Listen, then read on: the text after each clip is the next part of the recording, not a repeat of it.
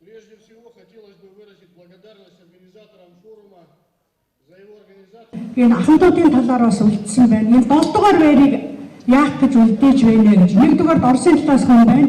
2-р Англи засгаар гаджиргалгаа байна.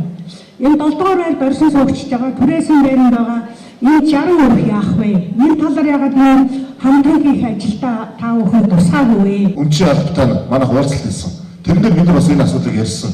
Дархан улаанд одоо Оросын улбаны өмчт нэлээд хэдэн объектууд байгаа та бүхэн мэдж байгаа. Хамгийн одоо энгийн жишээ төмөр замын өрөөнд байгаа цэцэрлэгтэй холбоотой асуудал байгаа. Аймагаас мөнгө хийгээд усын төсвийн хөрөнгө оруулалтаар цэцэрлэг байгуулсан.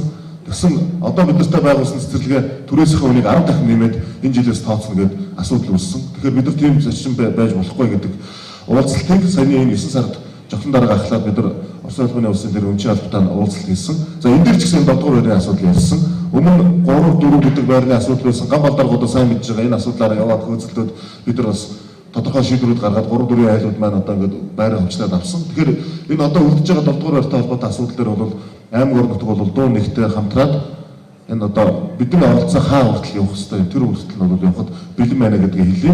Магадгүй бас өнөөдөр энэ бидний хамтын ажиллагааны хүрээнд энэ асуудлыг тусгаж оруулж өгөх нь өөрөө зүг байх. Тэгээ энэний ардаас бид нар бас хөөцлөд явах нь зүйтэй байх. За гэхдээ шийдвэр нь өөрөө хэн гарах вэ гэдгийг та бүхэн сайн мэдж байгаа учраас би одоо илүүц үг хэлэх нь илүүц байх. Мэдээж энэ бол тэр Оросын улбаны улсын өмчлөл учраас тэндээ засгийн газрын хоорондын шийдвэрээр одоо энэ объектын өмчлийн асуудал шийдэгдэх ёстой гэдэг зүйлийг хэлье. За төмөр замын Занглааны спорт барилга барина гэдэг намайг сумын дарга байхад нэг явж санагдаад байна тий. Төмөр замын залуучууд.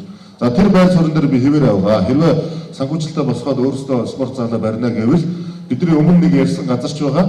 За шаардлагатай бол одоо хуучин дарханд спорт барилга барихад ер нь бол спортын хөрөнгө оруулалтуудыг хийхэд бол бид нар ямар ч одоо эргэлзээгүйгээр одоо тэр газар өсөхтэй холбоотой газрыг бол бид нар яаж хийж байгаа гаргаж өгнө шүү. Тийм учраас хэрвээ одоо газар байвал бид нар спортын ордноо барина гэж байгаа бол бид нар газар олгож өгөхөд бэлэн байна гэдгээ дахиад илэрхийлье. Өмнө ч бас бид нар газартай холбоотой асуудал ярьсан шүү. За хуучин дарханд бол харин манай төмөр замчдын оройнд өргөө баг дээр одоо хуучин дархан сумын тамгын газрын урд 2 заал өгөхий 800-ийн судалтай спорт ордон энэ 12 сард ашиглалтанд орж байгаа. За энэгээр бас манай төмөр замчид үйлчлүүлэх боломжтой. Энэ 2 заалтай спортын ордон хуучин дарханд ашиглалтанд орж байгаа шүү гэдгийг бас энэ дэшрэн дуулгая.